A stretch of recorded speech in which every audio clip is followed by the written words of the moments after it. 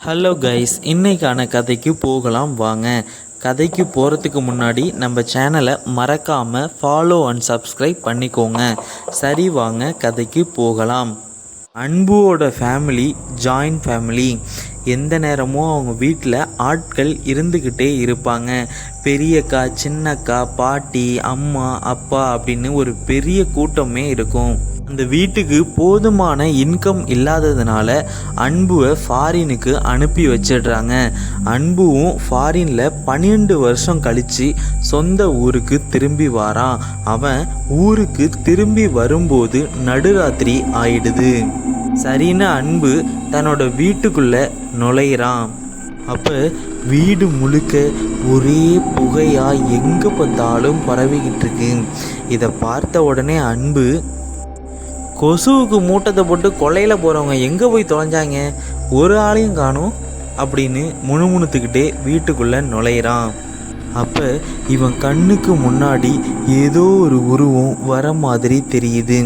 உடம்பு முழுக்க இரத்த கரையோடு இருக்குது. அதை பார்த்த உடனே அன்பு, என்னம்மா புள்ள வாரான்னு தக்காளி சட்னி அரைச்சியா? இப்படி உடம்பு முழுக்க சட்னியை ஊற்றிட்டு வந்து நிற்கிற அப்படின்னு சொல்கிறான். சரி சரி, போய் முதல்ல ட்ரெஸ்ஸை மாற்றிட்டு வா, பெரியக்கா எங்கே காணோம் அப்படின்னு சொல்லி இப்படி திரும்பி பார்க்குறான். திரும்பி பார்க்கும்போது தரையில் உட்காந்துக்கிட்டு பெரியக்கா இவனை ஒரு மாதிரியாக தலையை அசைச்சு பார்க்குறாங்க. இதை பார்த்த அன்பு, ஏங்கா உன்கிட்ட நான் பல தடவை படித்து சொல்லியிருக்கேங்க்கா, சீரியலை பார்க்காத அப்படின்னு சொல்லியிருக்கேன்.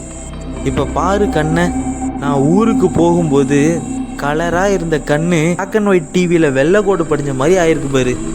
பாக்கியலட்சுமி சீரியலை பார்த்து பார்வமங்கி போன பாட்டி மாதிரி ஆயிட்ட அப்படின்னு அவங்க அக்காவை பார்த்து திட்டுறான்.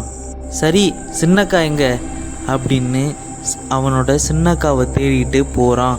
அப்போ அவனுக்கு எதுக்க அவனோட சின்ன அக்கா வந்து நிற்கிறாங்க. இவனை பார்த்தோன்னே அவங்களும் வித்தியாசமாக நடந்துக்கிறாங்க. உடனே அன்பு, அக்கா உனக்கு என்னாச்சு, ஏன் அப்படி பார்க்குற? நான் தான்க்கா உன் தம்பி வந்திருக்கேங்க்கா, ஏன் அப்படி பார்க்குற அப்படின்னு கேட்குறான். சரி வீட்டில் ஆயா ஒன்று கடந்தது எங்கே, உயிரோட இருக்கா செத்து போயிட்டா? ஆயா எங்கே இருக்கா ஆயா அப்படின்னு அவங்க பாட்டியை கூப்பிடுறான். அப்போ அன்புக்கு முன்னாடி அவங்க பாட்டி எதுக்க வந்து நிற்கிறாங்க. பேராண்டி நான் இங்கே இருக்கேன், இங்கே வா அப்படின்னு அவங்க பாட்டி கூப்பிடுறாங்க. இதை பார்த்த உடனே அன்பு, ஆயா என்னாச்சு உனக்கு? நான் ஊருக்கு போகிறதுக்கு முன்னாடி ஆன்ட்டி மாதிரி இருந்தேன், இப்போ பாரு ஆஸ்பத்திரி வார்டில் அடித்து துரத்தின ஆயா மாதிரி இருக்கு, என்னது இது மூஞ்சி அப்படின்னு அவங்க பாட்டியை பார்த்து கேட்குறான். சரி இந்த மெழுகுவத்தி எப்படி, உன் மூஞ்சி சரியாகவே தெரியல அப்படின்னு மெழுகுவத்தியை அவங்க பாட்டி கையில் கொடுக்குறான். அவங்க பாட்டியும் மூஞ்சிக்கிட்ட வச்சுக்கிட்டு தன்னோட முகத்தை அன்புக்கு காட்டுறாங்க. ஆயா எதுக்கு இப்படி வாயை போட்டு அசைக்கிற? என்ன கொட்டா விட்றப்ப வாயுள்ள மாட்டிக்கிட்டா அப்படின்னு அவங்க பாட்டியை பார்த்து கேட்குறான். என்ன இன்னைக்கு வீடே ஒரு மாதிரியாக இருக்கிறீங்க அப்படின்னு யோசிச்சுக்கிட்டே நிற்கிறான் அன்பு. சரி என் பொண்டாட்டி எங்க? பொண்டாட்டி எங்கே இருக்க அப்படின்னு தன்னோட மனைவியை தேடிக்கிட்டு நிற்கிறான். அப்போ அவனுக்கு எதுக்க ஒரு உருவம் அசைஞ்சு போகுது. அதை பார்த்த உடனே அன்பு, அஞ்சலி நான் பின்னாடி நிற்கிறேன், அங்கே யாரை பார்க்குற நீ அப்படின்னு அந்த உருவத்தை பின்தொடர்ந்து போகிறான். அந்த உருவம் திடீர்னு மறைஞ்சிடுது. அப்புறம் கொஞ்ச நேரத்துக்கு அப்புறம் அவன் கண்ணு முன்னாடி கத்தியோடு வந்து நிற்கிது. அதை பார்த்த உடனே அன்பு, மாமனை பார்த்தோன்னே கத்தி கூப்பிடுவ அப்படின்னு பார்த்தா இப்படி கத்தியோட கூப்பிடுறிய, என்னம்மா ஆச்சு உனக்கு அப்படின்னு தன்னோட மனைவி கிட்ட கேட்குறான். ஆனால் அவன் மனைவி இவனை வெறிக்க பார்க்குறாங்க. என்ன குடும்பமே குத்தாலம் போய் குளிர்காய்ச்சல் அடித்த குரங்கு மாதிரி ஏன் இப்படி எல்லாருமே வித்தியாசமாக இருக்கீங்க? எங்கே என்னோட செல்லக்குட்டி பாப்பா அப்பா வந்திருக்கேன், எங்கே இருக்கீங்க அப்படின்னு தன்னோட பொண்ணை கூப்பிடுறான். அப்போ அவன் கண்ணுக்கு எதுக்க தன்னோட பொண்ணு வந்து நிற்கிறா. என்னம்மா, அரை தூக்கத்தில் எழுந்துச்சிட்டிங்களா, தூங்கி தூங்கி விழுறீங்க அப்படின்னு தன்னோட குழந்தைய பார்த்து பேசிக்கிட்டு இருக்கிறான்.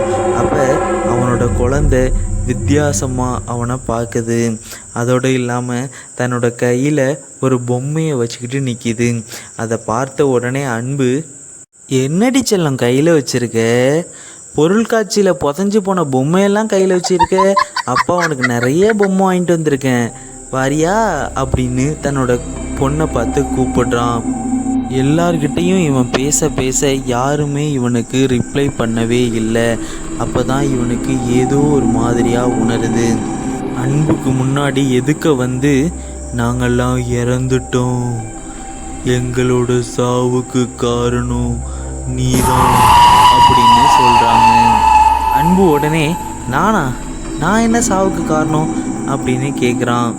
உடனே அந்த உருவம் எதுக்க வந்து சொல்லுது, உனக்காக நாங்கள் கடன் வாங்கி உன்னை ஃபாரினுக்கு அனுப்பி வச்சோம், நீ ₹1 பணம் கூட அனுப்பாததுனால கடன்காரன் எங்களை குடும்பத்தோடு கொளுத்திட்டான், நாங்களும் அதில் இறந்துட்டோம், அதனால தான் இந்த வீட்டில் ஆவியாக சுற்றுறோம், உன்னை கொல்லாமல் விட மாட்டோம் அப்படின்னு சொல்லி ஆளுக்கு ஒவ்வொரு புறத்துலேயும் அன்பை கொல்ல துரத்த ஆரம்பிச்சிடுறாங்க. பயந்து போன அன்பு வீடு முழுக்க சுற்றுறான். தன்னோட மனைவி கையில் கத்தியோட அன்பை கொல்ல வாரா. இறந்து போன பாட்டியோ கையில் மெழுகு ஊற்றி வச்சுக்கிட்டு, பேராண்டி எங்கள் கூட வந்துடு, பேராண்டி எங்கள் கூட வந்துடு அப்படின்னு அவங்க பாட்டி ஒரு புறம் கூப்பிடுறாங்க. அப்போ தான் அன்புக்கே புரியுது, நம்ம செஞ்ச தப்பால் நம்ம குடும்பமே இறந்து போயிட்டு அப்படிங்கிறத அன்பு உணர்றான். ஓகே மக்களே, உங்களுக்கு இந்த கதை பிடிச்சிருந்தா மறக்காமல் லைக் அண்ட் சப்ஸ்கிரைப் பண்ணிக்கோங்க.